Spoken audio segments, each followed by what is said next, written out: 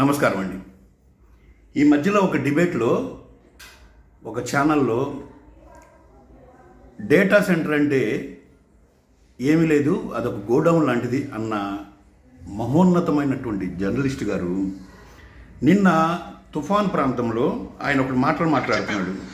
ముఖ్యమంత్రి గారు కూర్చున్నారు, మన హోంమంత్రి గారు కూర్చున్నారు. ఎందుకంటే ఆ డిపార్ట్మెంట్ మీద అవసరం నాకు అది తెలియక అడుగుతున్నాను. విద్యాశాఖ మంత్రి గారికి ఏం అవసరం, దీంతో ఏమన్నా అవసరం ఉందా?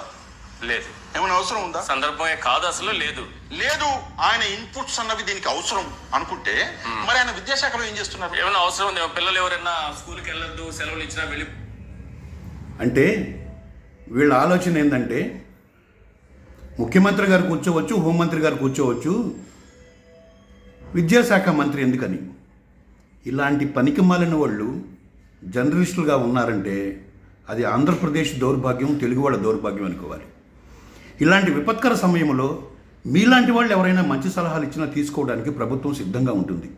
ఆ సంగతి మీకు తెలియదేమో, లేకపోతే మీకు తెలిసిన ప్రభుత్వాలు అలా చేయవేమో అనేది ఒక డౌట్.